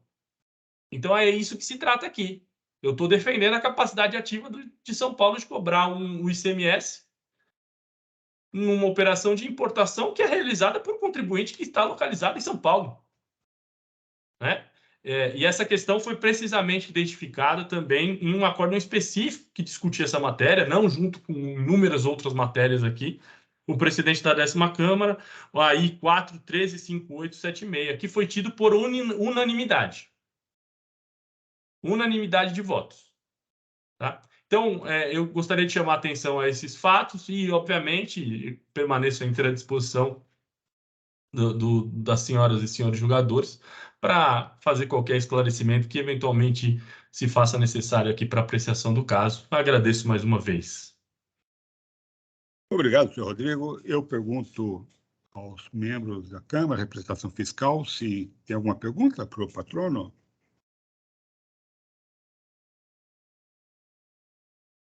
Vou aguardar o voto. Bom, eu vou passar, agradeço ao doutor Rodrigo pela assentação oral, né, que colocou bem o panorama de discussão desses itens do AIM, né, que serão abordados aqui. E eu vou passar, então, a leitura do meu voto e depois eu abro a discussão da Câmara. Lembrando, né, que nós estamos analisando aqui um pedido de retificação de julgado, né, que só entraremos na análise da matéria do recurso ordinário se eventualmente ultrapassarmos a barreira da existência de um erro de fato na decisão. Né? Vamos lá, então. Alega a autuada que o acordo em discussão apresenta 3 erros de fato que devem ser corrigidos por essa colega da Câmara. O primeiro deles se refere ao item 4 da inicial, no qual a peticionária é acusada de deixar de pagar ICMS por emissão de notas fiscais referentes a operações tributadas sem determinar a base de cálculo e o imposto devido. Explica ela que tais notas fiscais são relativas à venda de mercadorias depositadas em armazém geral localizado no estado do Rio de Janeiro e, de acordo com o artigo 10 do anexo 7 do RICNES, não deve haver o destaque do imposto nesses documentos. Entende a autuada que a 12ª Câmara Julgadora incorreu em erro de fato ao considerar que a diferença entre as quantidades de mercadorias vendidas e das remetidas para armazenagem poderia fundamentar a autuação, uma vez que, abre aspas, não está obrigada a vender de uma só vez toda a quantidade de produtos que encaminhou para o armazém geral, fecha aspas. O fundamento para a autuação, de acordo com a manifestação da autoridade autuante, foi a inexistência de estoque das mercadorias vendidas em poder do armazém geral, de onde saíram para seus adquirentes. Assim, se expressou ele no relatório de apuração às folhas tais. E aqui eu transcrevo, então, a parte da manifestação fiscal, né, relativa à impugnação. Mito, não é nem relatório de apuração. Seria o nosso termo circunstanciado, né? Em que ele coloca exatamente isso. Olha, eu analisei o registro inventário do dia 31 de dezembro de 22, de 21, né? De 22 mesmo. Aqui, de 2012. 31 de dezembro de 2012, não havia estoque desses produtos, são 2 produtos que estão em discussão, que dizem respeito a esse item 4, não havia em poder de terceiros, né? E como também não há nenhuma nota de remessa para armazenagem ao longo de 2013 até a emissão desses documentos fiscais de vendas desses 2 produtos, então ele chegou à conclusão óbvia de que não havia essas mercadorias disponíveis lá no armazém geral para venda. Então, todas as notas fiscais ali que indicariam a transação, ele desclassifica em função desse fato, né, que ele construiu no inicial. E coloca lá um argumento subsidiário seguinte: olha, a nota de retorno simbólico dessas mercadorias, né, do armazém geral para a Orica, elas são de um dia antes ou do dia da venda, né? Então, na verdade, é essa manifestação do fiscal, né, para fundamentar esse item 4 do AIM. E, no princípio, tem uma lógica, né? Se eu não tenho esse material disponível lá na armazém geral, não há como realizar a venda nos termos em que é noticiada aí nos documentos fiscais. Mas eu transcrevi, então, aqui esse trecho do relatório circunstanciado. E aí continuo, então, eu agora.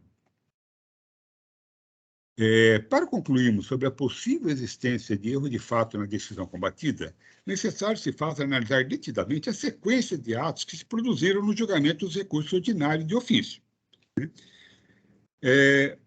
Porque, como disse o doutor Rodrigues, a relatora, no primeiro momento, em relação ao item 4, ela fez uma análise, né, e depois, cancelando esse item do AIM, houve pedido de vista da representação fiscal, e quando do retorno do processo para a conclusão do julgamento, a relatora reformulou seu voto, né, com base nos argumentos apresentados pela representação fiscal, e manteve esse item 4 do AIM, né?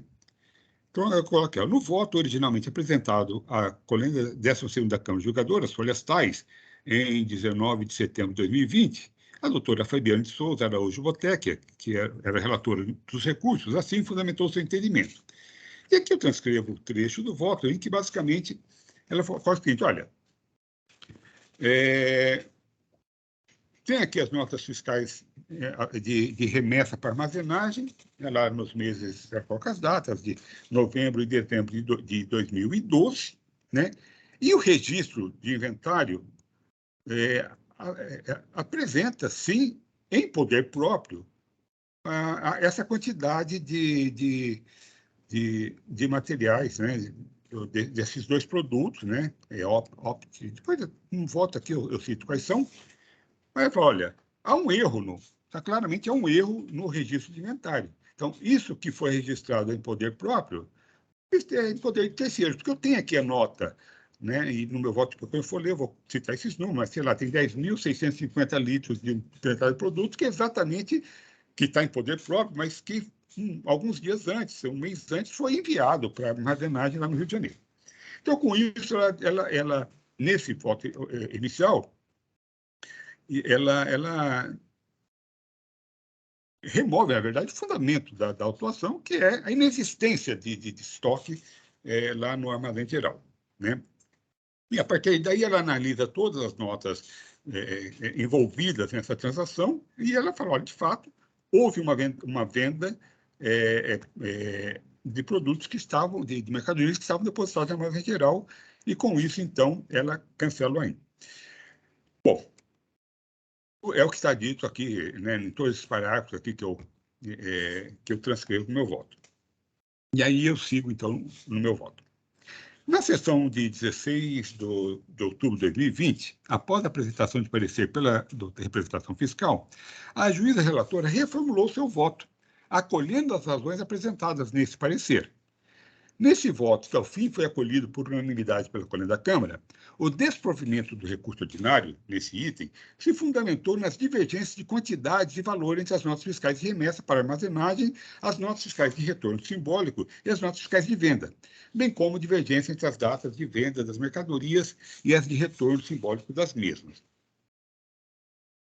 Da análise dessas divergências, a colenda da Câmara Julgadora concluiu não ser possível assegurar que as mercadorias discriminadas nas notas fiscais de vendas são as mesmas enviadas para a armazenagem. Ao assim concluir, ela incorreu em 2 erros de fato. Então, na verdade, o que aconteceu nesse segundo voto, né, ela transcreve o parecer da representação fiscal, que ela fala, olha, eu não consigo estabelecer uma correlação entre essas notas. Por quê? Porque foi enviado 10 mil litros de um produto para armazenagem no valor de X reais. No entanto, a nota de venda consta apenas 2 mil litros, valor, né? Então, ela estabeleceu aí um critério de análise que não tem nenhum fundamento, né? Que é o que como o patrono disse, né, e colocou no seu curso, olha, só poderia haver essa pretendida correlação entre as notas se se a mercadoria fosse totalmente vendida de uma única vez, né? Senão, necessariamente, é óbvio que nunca vai haver essa... A única equivalência que deveria ser buscada é, no máximo, com relação ao valor unitário de remessa e retorno, porque essa tem que ser igual.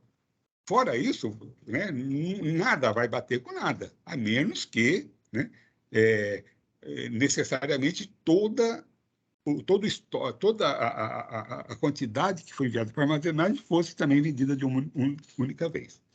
Então, aqui eu passo aqui a análise, então, a minha análise do caso, né? Continuando aqui no meu voto, então. O que eu estou citando aqui é o seguinte, que eu identifico 2 erros nessa decisão, né? O primeiro, ao preconizar a identidade entre as quantidades e valores das notas fiscais referidas no parágrafo anterior, pois essa análise somente teria suporte fático se todas as mercadorias remetidas para armazenagem tivessem sido vendidas de uma só vez pelo depositante, fato não ocorrido e nem sugerido nesses autos, né? O segundo erro de fato reside na assertiva de que não é possível correlacionar as vendas efetuadas com as mercadorias remetidas para armazenagem. Observe que a existência de estoque em poder no Armazém Geral Fluminense das mercadorias consignadas em documentos fiscais de vendas é um fato constituído no voto original da relatora, que não foi reformulado em seu segundo voto. Ora, o próprio agente autuante informou não existir nota fiscal de remessa para armazenagem no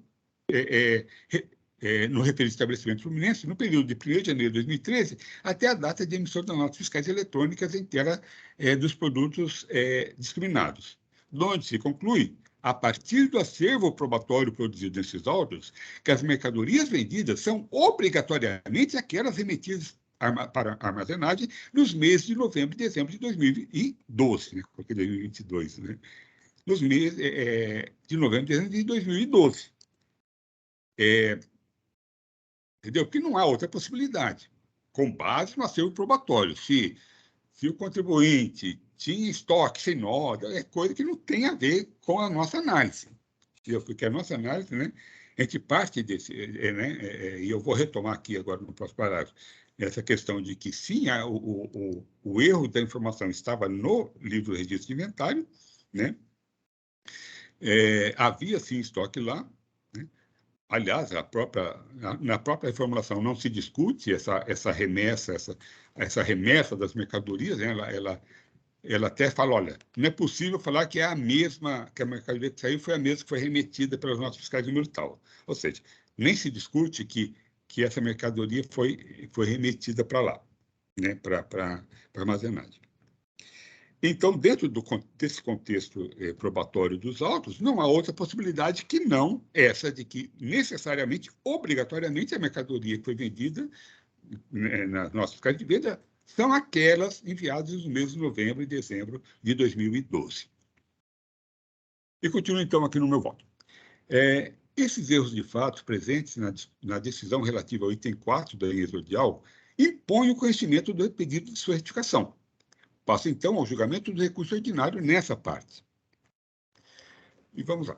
O fundamento da acusação fiscal, como dito acima, foi a inexistência das mercadorias Action Coolant ELC 5050 e Optec 6210, em poder do Armazém Geral. A autoridade fiscal se baseou nos fatos de 1. O registro de inventário da autuada não registrar estoques dessas mercadorias em poder de terceiros entre 31 de 12 de 2012. De novo, eu coloquei aqui 2022. 2012. e de não haver emissão de documentos fiscais e remessa dessas para armazenagem no período de 1º de janeiro de 2013 até a data de emissão das notas fiscais eletrônicas. Eu cito aqui as 3 notas fiscais de remessa, né, para armazenagem no Rio de Janeiro, que constituem objeto dessa autuação. No entanto, a folha 99 daquele livro registrava... Então, aquele livro registrava 20.670 quilos de Optex e de 60.650 litros do Action Coolant em seu poder, que são praticamente as quantidades remetidas para armazenagem pelas notas fiscais, e aqui eu cito as notas fiscais de remessa, né? E cito as páginas. Havendo uma diferença de apenas 20 quilos do primeiro produto. Então, na verdade, a diferença aqui entre as 2 notas fiscais de remessa, né? Cada nota remete um produto, e aquilo que ela teria, né, registrado em poder próprio no inventário aqui, então está registrado aqui uma diferença de 20 quilos, né? Então, na verdade, ela remeteu 20.650 quilos do Optex, e lá no registro está 20.650 quilos dessa mercadoria. Eventualmente, porque ela tinha lá 20 quilos perdidos lá, talvez até um erro de contagem. Continuando, então. Isso confirma o erro do registro inventário apontado pela douta relatora da decisão retificando em seu voto original. Nesse voto, ela apresenta uma análise detalhada dos documentos juntados aos autos e, por isso, incorporo a esse meu voto seus parágrafos 52 a 61 acima transcritos, como razão de decidir para cancelar o item 4 da inicial. A esses argumentos, né, dessa análise já muito bem feita pela doutora Fabiane, no seu voto original, eu acrescento apenas que as divergências apontadas pelo fisco entre as datas de retorno simbólico e as de venda podem até caracterizar o descumprimento de alguma obrigação acessória, mas não têm o condão de desconstituir o fato de que as vendas realizadas pelas autuadas se referiam a mercadorias depositadas em armazém geral estabelecido em outra unidade da federação. Nessas operações, consoante o artigo 10, parágrafo 1º do anexo 7 do RICMES, não deve haver o destaque do imposto na nota fiscal de venda emitida pelo depositante. Então, na verdade, eu retomo os argumentos apresentados no voto original, porque eu entendo aqui que realmente não há, né? Como eu coloquei, os argumentos acessórios aí que colocam, olha, mas há uma divergência aqui de datas, com relação às datas, que deveria ter sido emitida no mesmo dia da saída. Isso ainda demandaria uma discussão aqui jurídica, se é isso mesmo, né? Que, na verdade, o contribuinte deveria, embora lá coloque isso, né, na saída deverá emitir, né? Na verdade, a obrigação do contribuinte é emitir a nota fiscal antes da saída do estabelecimento, né? Na verdade, que a gente toma essas datas como um momento, um único momento, né? Mas a própria acusação fiscal, em vários casos, é que, olha, antes de iniciada a saída, né? Não emitiu o documento fiscal antes de iniciado. Aí tem que ser, a emissão da nota fiscal deve ser antes. E a própria questão do momento em que essa nota fiscal de retorno deve ser emitida é uma questão discutível, porque tem lá um prazo de 10 dias para que o armazém geral... Mas é uma discussão aqui que é absolutamente sem sentido aqui no nosso caso. Nós estamos tratando uma pedida de execução de julgado. Aqui nos interessa o fato. E o fato que importa aqui havia ou não estoque de mercadorias lá no Rio de Janeiro nessa data. Uma vez que há, e esse é o único fundamento em termos de fato para a acusação, em havendo esse estoque, cai por terra a acusação fiscal, e é nesses termos o meu voto. Passa agora a análise dos outros 2 argumentos da autuada. Os itens 2 e 6 da inicial dizem respeito à transferência de mercadorias entre estabelecimentos da autuada. O patrono já colocou aqui a questão colocada, e para nós aqui vai pouco importar se essa transação, como se deu, né? Até porque eu não estou conhecendo aqui do pedido de retificação com relação a esses itens. Relativamente a esses itens, a peticionária aponta como erro o fato de a Câmara Julgadora deixar de aplicar precedente vinculante do STF, referindo-se ao tema 1099 de repercussão geral. Ocorre que o próprio entendimento de ser essa decisão do STF vinculante ou não no processo administrativo é matéria exclusivamente de direito. O acórdão retificando apresenta detalhados argumentos jurídicos porque afastou a aplicação da súmula 166 do STJ no caso presente. Nenhum erro há nesse acórdão, mas ainda que existente, não constituiria erro de fato, mas erro de direito, inatacável pela via da retificação de julgado. Por esse motivo, não conheço do pedido nessa parte. Como o próprio patrono já colocou aqui, existe a questão aqui, a própria discussão, né, de como será dos efeitos, né, retroativos ou não dessa decisão, tudo mais, ainda estão em discussão. Então, o fato é que a própria questão, se essa decisão ela é vinculante ou não na análise aqui do processo, ela é uma questão de direito. E se é uma questão de direito, independentemente de estar certo ou errado, ela não pode ser atacada pela via da retificação de julgado. Continua aqui no voto. O mesmo entendimento se aplica ao erro alegado no tocante ao item 7 do AIN, que trata da glosa de créditos apropriados com lastro em recolhimento de ICMS e importação realizados ao Estado de São Paulo. Assevera a peticionária que a Câmara Julgadora incorreu em importante erro de fato ao considerar que a entrada não ocorreu no estabelecimento localizado em território paulista, mas em estabelecimento localizado no Estado do Rio de Janeiro. Para justificar sua alegação, a autuada argumenta que a sujeição ativa do ICMS de importação se estabelece pela localização do destinatário legal da mercadoria e não a de sua entrada física, apresentando, inclusive, o entendimento do STF sobre a matéria. Não foi apontado nesses argumentos nenhum fato não ocorrido ou ignorado pelo órgão de julgamento, que, descrevendo exatamente o mesmo percurso das mercadorias importadas apresentado pela autuada, concluiu que o sujeito ativo do ICMS, no caso em análise, era o Estado do Rio de Janeiro, pois nele ocorreu a entrada física das mercadorias. Toda a resistência da peticionária se assenta sobre a interpretação jurídica das normas aplicadas ao caso, de forma que, se erro houver na decisão retificanda, será erro de direito e não erro de fato, o único hábil a justificar a sua retificação. Novamente, aqui né, é o caso, aquela discussão, né? Não há nenhum fato aqui que foi ignorado ou entendido errado. Todo o percurso que o patrono coloca aqui, a questão da importação, depósito em armazém, remessa para industrialização, retorno, remessa para São Paulo, tudo isso foi analisado pela decisão. Nenhum erro com relação, ou nenhuma omissão com relação a esses fatos foi cometido pela Câmara, 12ª Câmara, né? O que ocorre que, analisando esses fatos, ela concluiu que, olha, o sujeito ativo dessa operação é o Estado do Rio de Janeiro, portanto, eventual pagamento do imposto feito ao Estado de São Paulo não habilita o crédito, o direito ao crédito, né?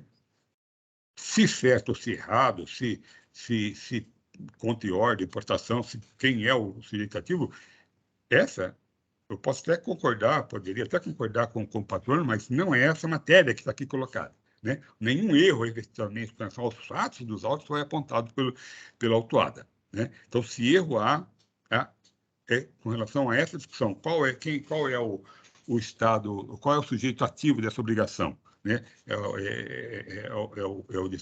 O de estabelecimento do destinatário legal, destinatário jurídico, destinatário de fato, seja qual for, essa é uma discussão de direito e não uma discussão sobre fatos. Então, concluindo, pelo exposto, conheço parcialmente do pedido de retificação de julgado apresentado pela autuada para dar parcial provimento ao recurso ordinário, cancelando o item 4 do AIN exordial. Esse é o meu voto. Eu coloco, então, em debate, enquanto aqui eu apenas faço essas alterações aqui no voto, que eu coloquei 2022, em vez de colocar 2012 aqui, né?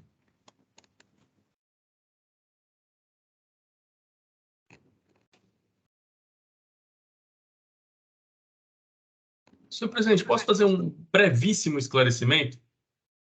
Se for sobre matéria de fato, sim, fica à vontade. Não, com relação a esse item 7, o ponto que a gente sustenta é que a decisão retificanda, ela analisa sob a perspectiva de uma importação por conta e ordem, e não importação direta. Só isso.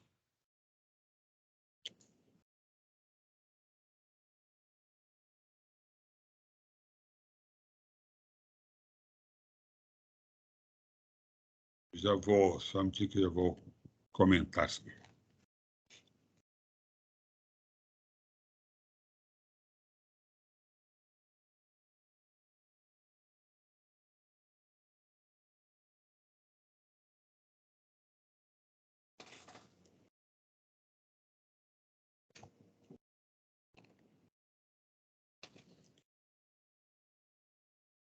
Mas ainda que assim seja, na verdade, ela faz toda essa análise, mas com relação aos fatos, né? E isso não foi. Eu estou tomando os argumentos em que tais como colocados, né, no pedido de execução de julgado, que são os argumentos que eu tenho que considerar aqui para por exemplo, com relação, vamos pegar o primeiro caso lá, né? Eu identifiquei ali, né, 2 erros de fato. Só coloquei um a mais, mas se eu não tivesse trazido de recurso um dos erros, ainda que existentes, eu não poderia analisá-los. Aí seria no campo da nulidade e teria que ser analisado pela Câmara Superior, né? Então, da mesma forma, tal como colocado no seu recurso, na verdade, toda a discussão do pedido de discussão foi colocado na questão, inclusive jurisprudencial, né, dessa matéria, de quem seria o destinatário se o destinatário legal, né, ou o destinatário físico perdão, das mercadorias, né? Então, nos termos aqui colocados no pedido de educação de julgado, eu não entendo dessa maneira, até porque não está, né? E aqui agora não estou aqui, teria que retomar aqui o processo, para ver exatamente os termos em que, né? Só um minutinho, então, já que está essa discussão, deixa eu retomar aqui. Fevereiro 28.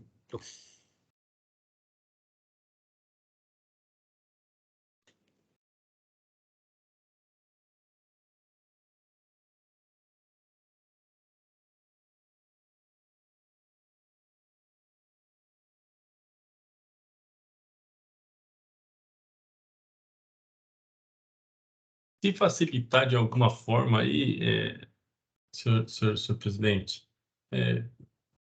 o tópico ele está sendo abordado nas páginas 10 do nosso recurso, né? Acho que... Não, a minha questão é, eu estou olhando aqui a decisão, né? E, de fato, conforme bem pontuado, a gente traz o tema 520 e tudo mais, mas a gente traz como consequência da adoção de uma premissa equivocada, né? Ela entendeu que, com todo respeito e não querendo tumultuar também a apreciação aqui dos julgadores, mas no sentido de que ela desconsiderou que o armazém geral não era um estabelecimento da Orica, né? Ali houve uma importação direta, né? Inclusive no parágrafo 38 da retificação de julgado e nos que se seguem, a gente fala, olha, a questão é a seguinte, ele não considerou que se tratou de uma operação direta e que o estabelecimento onde ficou armazenado era um armazém geral. E aí, nessa perspectiva, se aplica o racional do tema 520. Mas eu estou à disposição.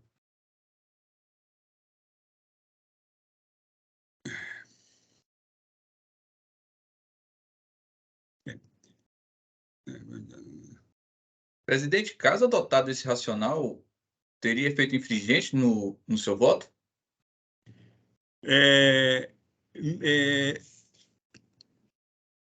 Não, que na verdade eu estou olhando aqui se eu teria deixado passar despercebido e não passou despercebido. Por isso que eu estou retomando lá a discussão.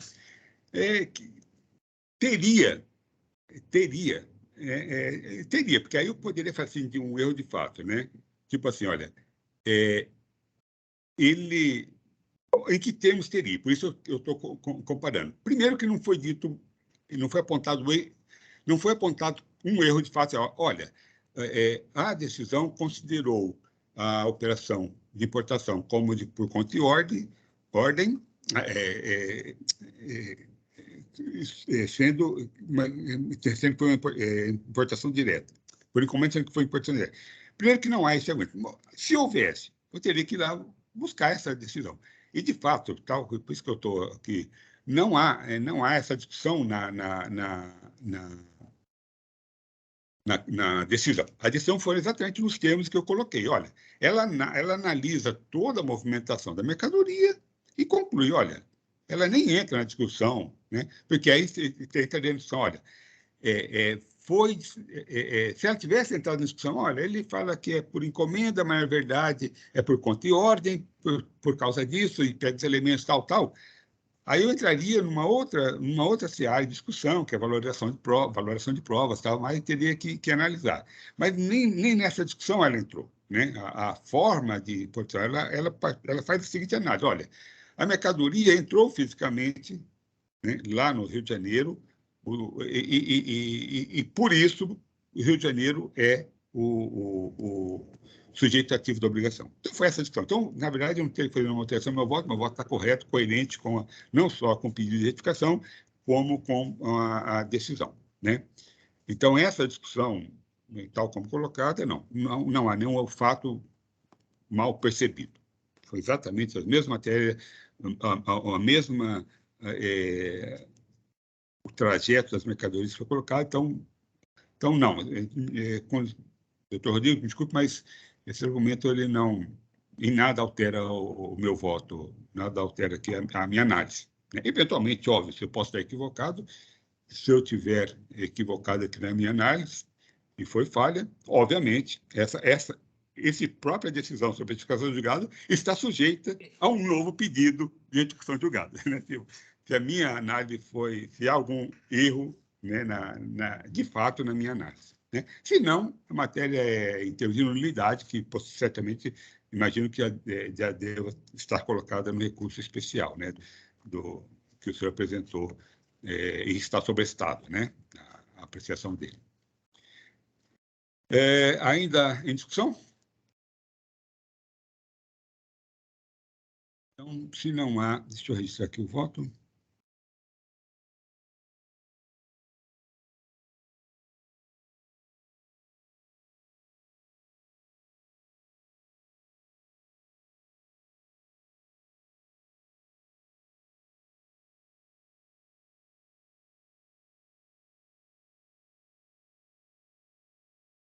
Olha aqui que foi a decisão, que eu tenho que registrar também como é que ficou ordinário.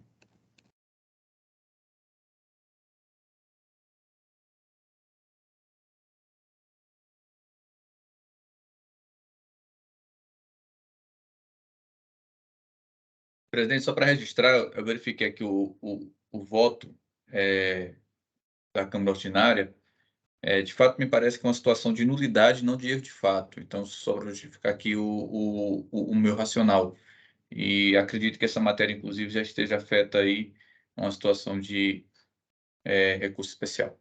Sim, também imagino. Então, essa questão.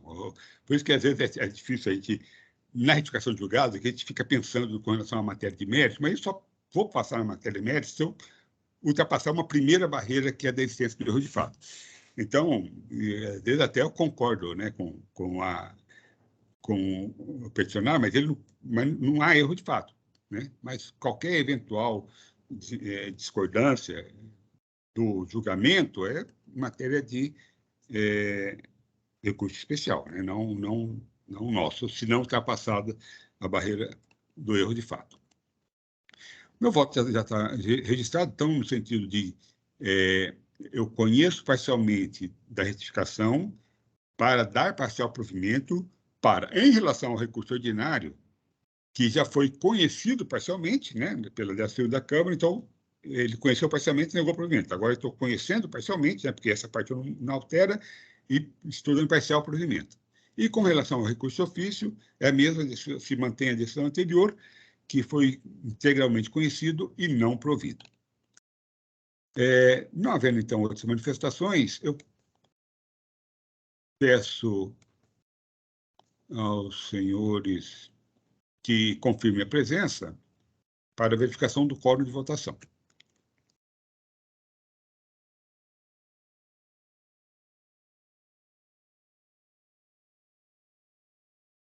Em votação.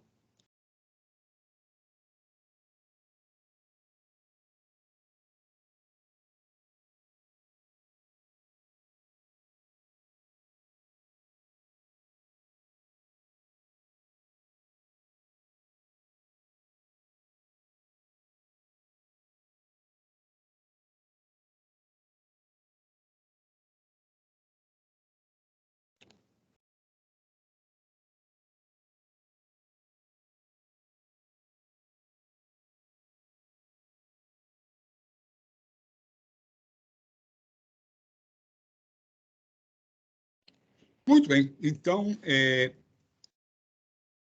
o pedido de instituição julgada apresentado pela Eólica Brasil Limitada foi parcialmente conhecido e, na parte conhecida, foi provida para dar parcial provimento ao recurso ordinário. Com isso, então, nós agradecemos a presença do Dr. Rodrigo, né, pela sustentação oral, pelos esclarecimentos que trouxe, né, para o julgamento. E, com isso, então, nós concluímos a pauta de hoje.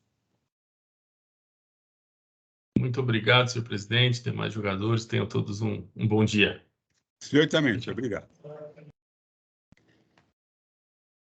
Muito bem. Então, você precisa sair, né? Você já tem reunião. Fique à vontade, Maria Cláudia, que eu já estou, então, dando por encerrada a sessão de julgamento da 5ª Câmara Julgadora do TIT, sessão do dia 8 de março de 2023. Eu peço, então, ao Oswaldo que interrompa a gravação.